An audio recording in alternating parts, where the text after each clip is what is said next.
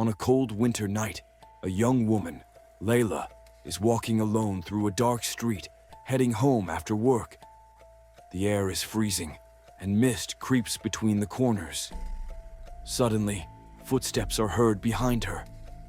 Her pace quickens, sensing something suspicious drawing closer. The scene cuts abruptly as a mysterious hand pulls her into a dark alley. All that's heard is a muffled scream. The next day, we meet Ali, a detective renowned for solving complex cases.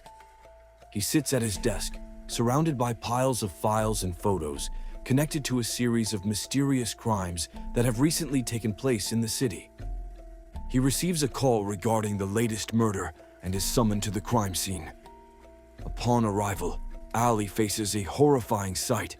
Layla's body lies on the ground in the alley, bearing signs of a brutal assault.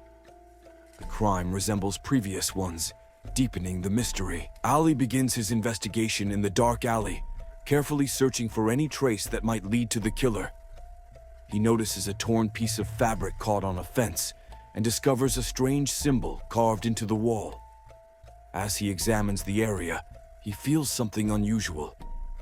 He hears faint noises coming from the darkness, but when he moves toward them, he finds nothing but the cold wind. Back in his office, Ali starts combing through old files to find anything related to the strange symbol he discovered. He uncovers an old case from 20 years ago about a serial killer who used the same symbol to leave his signature after each crime. As Ali digs deeper, he stumbles upon a cold case file on a notorious murderer known as the Shadow Slayer, responsible for a series of terrifying murders before vanishing without a trace. Ali visits Youssef, the only man who survived an attack by the Shadow Slayer 20 years ago. Youssef now lives in seclusion, hiding from his past. During the interview, Youssef recounts the horrifying details of that night, describing how the killer stalked his victims with patience and left a small clue behind as a sign that the game was not yet over. After meeting Youssef, Ali feels like he's being followed. He starts noticing strange cars tailing him and people watching him from street corners.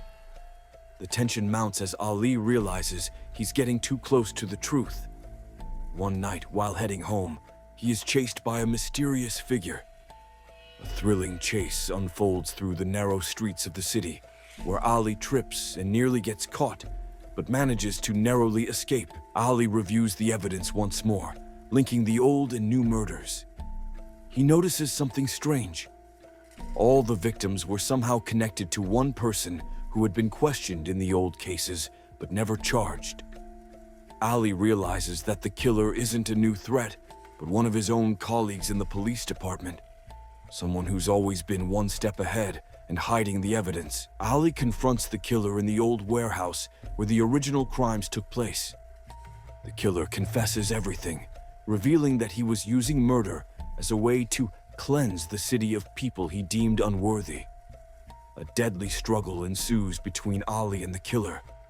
Though Ali is gravely injured, he manages to shoot the killer in a final desperate move, ending the city's reign of terror. Ali recovers in the hospital, but his mind is still preoccupied with the case. His colleagues visit him and praise his bravery, but just when Ali thinks it's all over, he receives a mysterious message in his mailbox. The message bears the same symbol he found at the crime scene. Ali realizes that the killer wasn't working alone, and more people were involved. The story ends with Ali's troubled expression as he wonders if this is only the beginning. In the final scene, we see the city from a high vantage point. It appears calm, but beneath the surface lies a new lurking danger. The camera pans through the empty streets and stops at a dark corner where an unidentified figure watches from afar. The story ends with the sense that the nightmare isn't over, leaving viewers in a state of anticipation and doubt.